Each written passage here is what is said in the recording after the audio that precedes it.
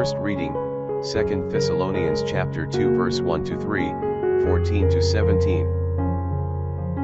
And we beseech you, brethren, by the coming of our Lord Jesus Christ, and of our gathering together unto him, that you be not easily moved from your sense, nor be terrified, neither by spirit, nor by word, nor by epistle, as sent from us, as if the day of the Lord were at hand.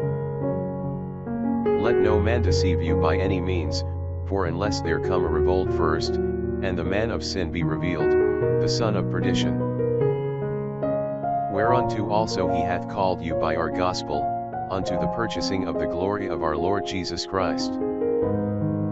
Therefore, brethren, stand fast, and hold the traditions which you have learned, whether by word, or by our epistle. Now our Lord Jesus Christ himself, and God and our Father, who hath loved us, and hath given us everlasting consolation, and good hope in grace, exhort your hearts, and confirm you in every good work and word.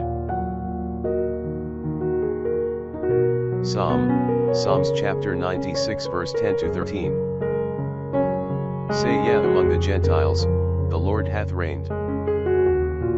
For he hath corrected the world, which shall not be moved, he will judge the people with justice. Let the heavens rejoice, and let the earth be glad, let the sea be moved, and the fullness thereof. The fields and all things that are in them shall be joyful. Then shall all the trees of the woods rejoice before the face of the Lord, because he cometh to judge the earth. He shall judge the world with justice, and the people with his truth.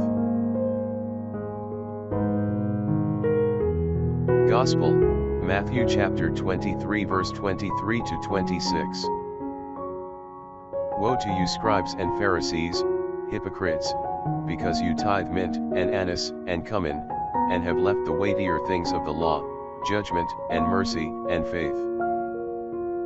These things you ought to have done, and not to leave those undone. Blind guides, who strain out a gnat, and swallow a camel. Woe to you scribes and Pharisees, hypocrites, because you make clean the outside of the cup and of the dish, but within you are full of rapine and uncleanness. Thou blind Pharisee, first make clean the inside of the cup and of the dish, that the outside may become clean.